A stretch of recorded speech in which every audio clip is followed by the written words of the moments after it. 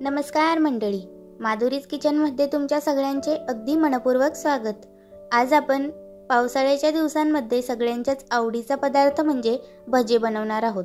ते भजे म्हणजे मुगापासून बनवलेले। ही भजी एवढी खायला पण एवढी टेस्टी झाली होती, अगदी आतून खरपूस वरतून कुरकुरीत झाली होती। चला तर मग आता मूग भजीची रेसिपी बघूया।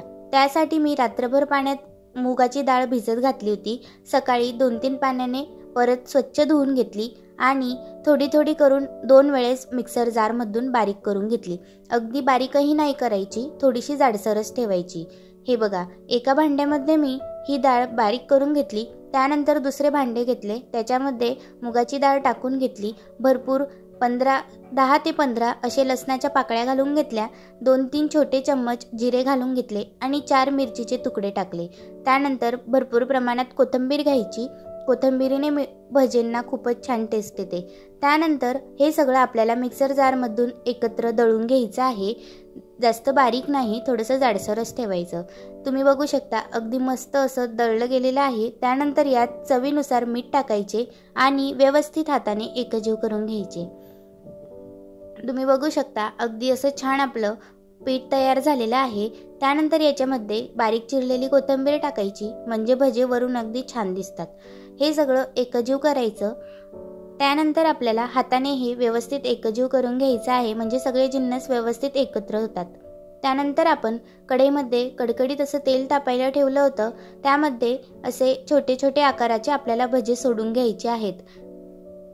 मीडियम फ्लेम करायचा आणि त्याच्यावर आपल्याला आतून छान असे खरपूस होऊस्तर, वरतून कुरकुरीत होऊस्तर आपल्याला तळून घ्यायचे आहेत।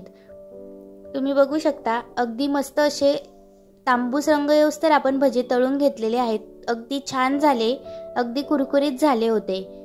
त्यानंतर ह्याच प्रकारे आपल्याला सगळी भजी तळून घ्यायची आहेत। आपण या भज्यांमध्ये जराही सोड्याचा वापर केलेला नाही। तुम्ही बघू शकता सोडा न घालता सुद्धा मूग भजी अगदी फुलून वरती आलेली आहे। अशी छान फुलली होती। तुम्ही बघू शकता अगदी परफेक्ट अशी मूग भजी तयार झालेली आहे। फुलून मस्त टम्म अशी फुललेली आहे। त्यामुळे सोड्याचा वापर जराही नका करू, कारण सोडा खायलाही जरा जड असतो। त्याच्यामुळे जर आपण सोडा न घालता ही भजी बनवली तर अगदी पौष्टिकच होते। अगदी कुरकुरीत मस्त खरपूस झाली होती। माझ्या मुलाला देखील ही भजी खूप आवडतात, म्हणून मी त्याच्यासाठी आवर्जून मूग भजी नेहमीच बनवत असते। प्रत्येक संडेला नवनवीन पदार्थ बनवावे वाटतात, कारण वेळ असतो आपल्याकडे, भरपूर वेळ असतो। त्या दिवशी सगळे घरातील मंडळी देखील घरी असतात, त्यामुळे असे नवनवीन पदार्थ बनवले की सगळ्यांना खूपच आवडतात। पावसाळ्याच्या दिवसांमध्ये तर असे प्रकारचे वेगवेगळे प्रकारचे भजे सगळ्यांनाच आवडतात। त्यामुळे मूग भजी देखील खूपच आवडते, म्हणून एकदा नक्कीच ट्राय करा। जर तुम्हाला आजचा व्हिडिओ आवडला असेल तर लाईक सबस्क्राईब नक्की करा।